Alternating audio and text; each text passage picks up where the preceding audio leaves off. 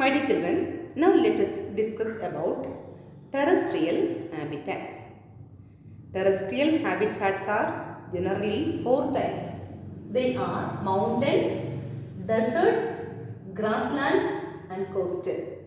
The organisms living in one particular area is very difficult to living in another area. For example, the organisms living in mountains are find very difficult to living in deserts.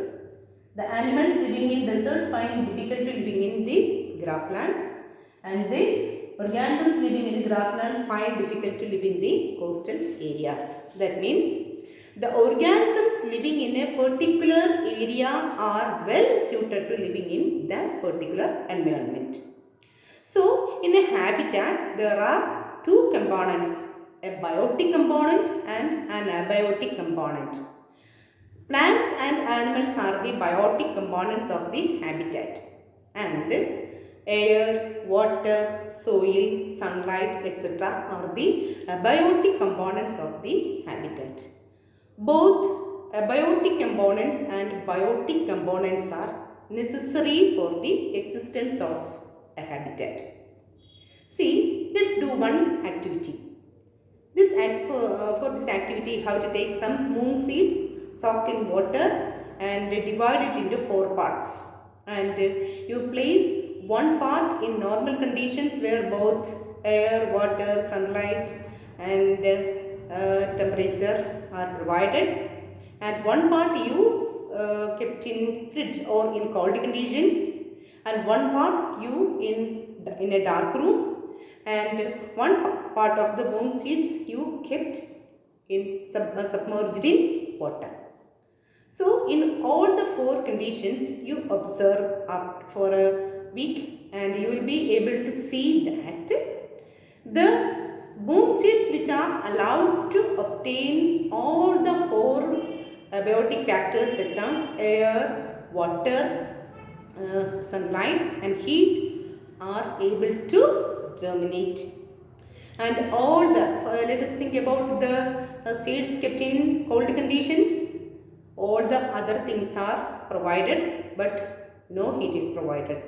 In dark room, all the other three components are provided, but light is not provided. The seeds submerged in water will not be able to grow because air is not provided. So we will be able to see that the moongs will be germinated only when all the four abiotic components are provided, which are air, water, sunlight and heat. So we will be able to understand that the biotic components and abiotic components are both interlinked. Biotic components exist only when abiotic components are provided. Okay. Now let us think about all the different habitats. First, mountains.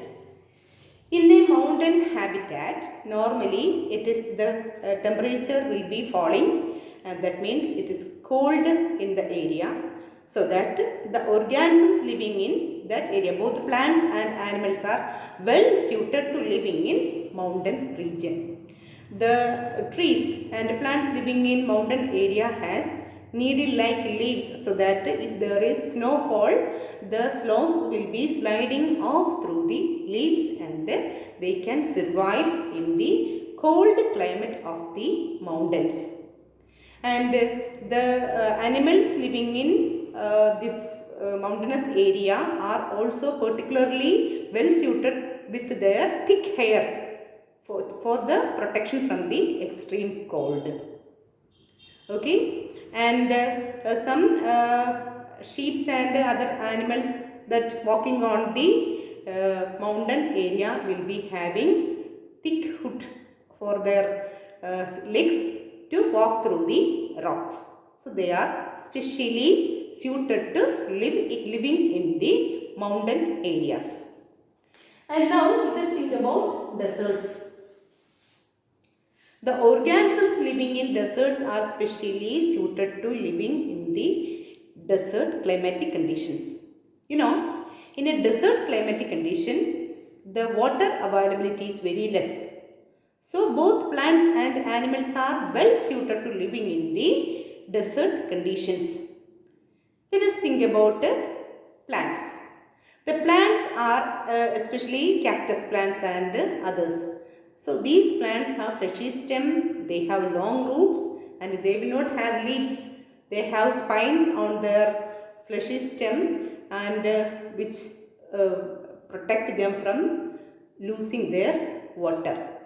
And their long roots search in search of the water, go deep down, and if there is availability of little water, they can absorb water. And there will be no transpiration taking place in the water in the desert plants. And animals living in the desert area, especially camels. Let us think about camels. And camels have very long legs to protect their body from the hot sand. And there they have hooked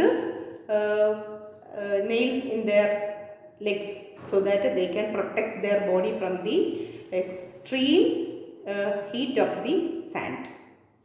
And this camel can survive in the desert without drinking water. They will store their water in their stomach. And they will protect their eyes from the long eyelashes. So, the animals living in the desert are specially adapted to living in the desert climatic conditions. Other animals living in the deserts are, they will be living during the daytime to escape from the extreme hot. They will be staying inside their holes.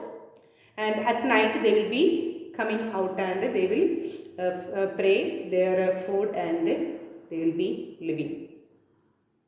And so the organisms living in the deserts and mountains are specially suited to living in the climatic conditions. So this capability of organisms to survive in a special climatic condition is called adaptation.